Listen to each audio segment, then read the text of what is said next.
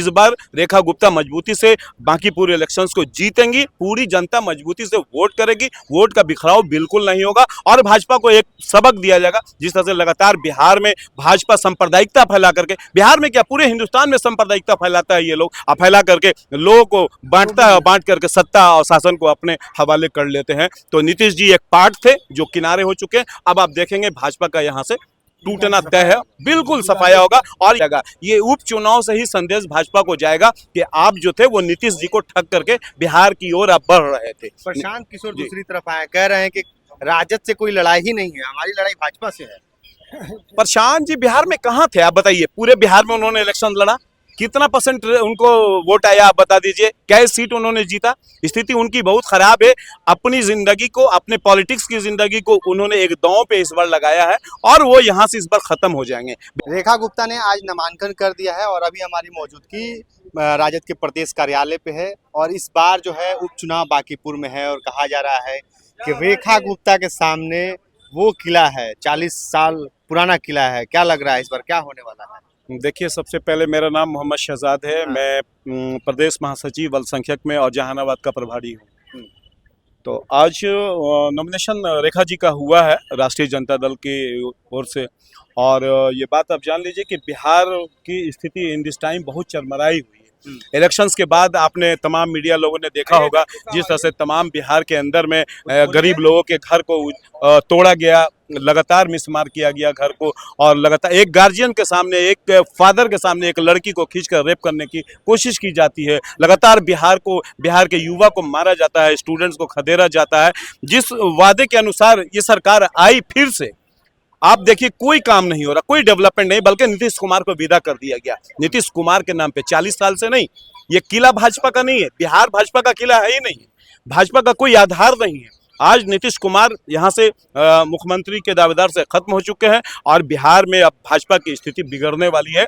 तमाम पार्टियां उनकी बिहार में तखड़े तखड़े होगी, आप देख लीजिएगा आने वाले समय में, और सीट इनको जीतना मुश्किल हो जाएगा। ये उपचुनाव से ही संदेश भाजपा को जाएगा कि आप जो थे वो नीतीश जी को ठग करके बिहार की ओर आप बढ़ रहे थे। प्रशांत किशोर दूसरी तरफ आए, कह रहे हैं कि राजद से कोई लड़ाई ही नहीं है, हमारी लड़ाई भाजपा से है।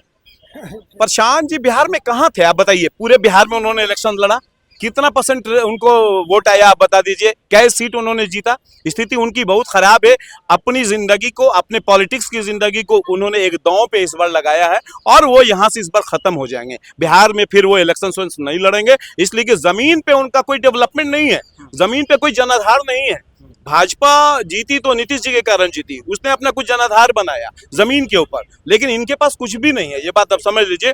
मजबूत संगठन है राष्ट्रीय जनता दल का, इसको बरगला करके हराया जाता था। नीतीश जी का यहाँ से सफाया हो गया, जो भाजपा को सपोर्ट करते थे। ये बात आप समझ लीजिए। तो इस बार रेखा गुप्ता मजबूती से बाकी पूरे इलेक्शंस को जीतेंगी, पूरी जनता मजबूती से वोट करेगी, वोट का बिखराव बिल्कुल नहीं होगा और भाजपा को एक सबक दिया जाएगा। जिस तरह से लगातार बिहार में भाजपा सांप्रदायिकता फैला करके, बिहार में क्या पूरे हिंदुस्तान में सांप्रदायिकता फैलाता है ये लोग, फैला करके लोगों को बांटता है, बांट करके सत्ता और शासन को अपने हवाले कर लेते हैं। तो नीतीश जी एक पार्ट थे जो किनारे हो चुके हैं, अब आप देखेंगे भाजपा का यहाँ से टूटना तय है, बिल्कुल सफाया होगा और यहाँ से ही संदेश जाएगा। आप देखिए बांकीपुर से पूरे बिहार में संदेश, बांकीपुर से पूरे बिहार में संदेश जाएगा। पूरा जाएगा कि लोग समझ में आ जाएगा कि मैंने आरजेडी मैंने क्या है, बीजेपी क्या है। हाँ। अरे आप समझ रहे हैं, 40 साल 45 साल तो ढेर दिन थे।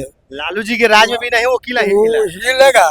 सब घड़ी समय बराबर नहीं होता है। हाँ। समय आता है जाता है। हाँ। बाकी अबरी बार इनका अबरी छक्का छूट जाएगा। हाँ। प्रशांत किशोर एक तरफ जाके मुसलमानों को गोलबंद कर रहे हैं। बीजेपी के एजेंट है प्रशांत कुमार। वो तो कह रहे हैं हमारी लड़ाई बीजेपी से ही है। वो झूठों के काला तो सबको कहता कि लड़ाई हमसे है। हाँ। बाकी समय आता तो किससे लड़ाई होता है तो सबको के पता, आप लोग को भी पता होगा कि लड़ाई किससे होता है। आप लोग भी जानते ना भाई। चलिए, क्या कहेंगे, आज रेखा गुप्ता जी ने नामांकन अपना कर दिया है, लड़ाई कैसी होने वाली है इस बार? इसमें कोई लड़ाई ही नहीं है। रेखा गुप्ता जी जीतने वाली है, एक तरफा वोट से जीतने वाली है। कैसे? बिल्कुल, इस बार उपचुनाव है, सभी लोग मिल के जाति पाति से ऊपर उठ के रेखा जी को वोट करेंगे और वहाँ रेखा जी आराम से निकल जाएंगे, कोई दिक्कत नहीं है। सब कोई कह रहा निकल जाएंगे, कैसे निकल जाएंगे जी? 40-45 साल का किला कोई हिला पाएगा? कुर्सी किसी का परमानेंट, किसी का बपौती नहीं होता है। हाँ। ये सबको मालूम है। और जिस तरह से सत्ता के घमंड में आकर सम्राट चौधरी जी आए दिन गरीबों को घर तोड़वाने का काम कर रहे हैं, घर बसे हुए घर को उजाड़ने का काम कर रहे हैं। बिहार की जनता तो सब देखती है। बिहार की जनता पहले भी बदलाव सोच रही थी और अभी भी बदलाव सोच रही है, और बदलाव बिहार में हुआ। 1,90,00,000 वोट माननीय श्री तेजस्वी प्रसाद यादव जी को वोट देने का काम किया, दिल से, सारे बंधन को तोड़ के। मगर उसके बावजूद भी इन लोगों ने वोट चोरी करके पिछले दरवाजा से आया, बिहार में मुख्यमंत्री बना, और आए दिन इतना अपराध हो रहा, इतना मर्डर हो रहा, इतना बलात्कार हो रहा, इतना हत्या हो रहा है। और महंगाई कहाँ चला गया जी? चरम सीमा पर महंगाई पहुंचा हुआ।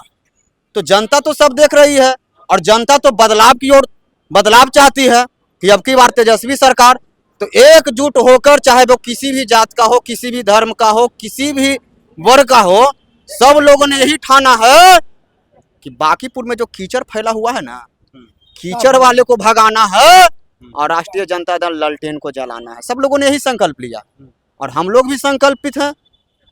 कहा जा रहा है कि भाजपा जो है कुत्ता बिल्ली को भी खड़ा कर देगा तो जीत जाएगा। अरे क्या, उनकी जो विचारधारा है, उनकी जो नीति सिद्धांत है, किसी से छुपा हुआ है? उनकी जो विचारधारा है ना, ऐसी विचारधारा को हम थूकते हैं। भाजपा का कोई विचारधारा, कोई नीति है, सिद्धांत है? वो कहते थे सबका साथ सबका विकास। कहाँ हुआ जी सबका साथ सबका विकास? विकास तो मात्र इस देश में 4 ही लोगों का हुआ है, अंबानी, अडानी और नरेंद्र मोदी और अमित शाह जी को, और किसी को विकास हुआ है? और विकास की बात करते हैं, और सबसे इतिहास में लिखा जाएगा कि सबसे झूठा प्रधानमंत्री कौन है, तो उस व्यक्ति का नाम है नरेंद्र मोदी जी। आप किस मुंह से वोट मांगिएगा जी बांकीपुर में? किस आधार पे वोट मांगिएगा? बिहार की जनता के आपने क्या किया? बिहार की जनता के साथ आपने क्या किया? कहाँ विकास हुआ? आप जाके देख लीजिए बांकीपुर में। बिहार की राजधानी पटना है, और पटना के यह हालत है, इतना गंदगी है, इतना कीचड़ है। स्वच्छ अभियान की बात करते थे, सबसे ज्यादा कीचड़ फैलाने वाला अगर कोई है तो भारतीय जनता पार्टी है। तो ऐसे कीचड़ाहों को जो कीचड़ फैलाने का काम किया है, तो हम लोग वोट से जवाब देने का काम करेंगे और कीचड़ को साफ करने का काम करेंगे। जान लीजिए, हम लोग डरने वाले हैं जी, लड़ने वाले लोग हैं। ये प्रशांत किशोर जी भाजपा का बी टीम होके क्यों लोगों को परेशान कर रहे हैं? बिहार में 238 सीटों पे उन्होंने चुनाव लड़ने का काम किए। लोग उनको क्या किए? क्या मिला उनको? उनका कोई वोट है? इसलिए हम लोगों ने संकल्प लिया है कि इस बार बांकीपुर से राष्ट्रीय जनता दल का विजय है, और हम लोग लालटेन को झंडा को फहराने वाले हैं। चलिए, रेखा गुप्ता ने आज अपना नामांकन कर दिया है, और इस बार जो है लड़ाई कांटे की है, क्योंकि प्रशांत किशोर एक तरफ और वही बीजेपी के भी जो उम्मीदवार थे आज उन्होंने भी नामांकन कराया। आप इस पूरे मामले पे आपकी क्या प्रतिक्रिया है? कमेंट बॉक्स में जरूर हमसे साझा कीजिएगा। बहुत बहुत धन्यवाद।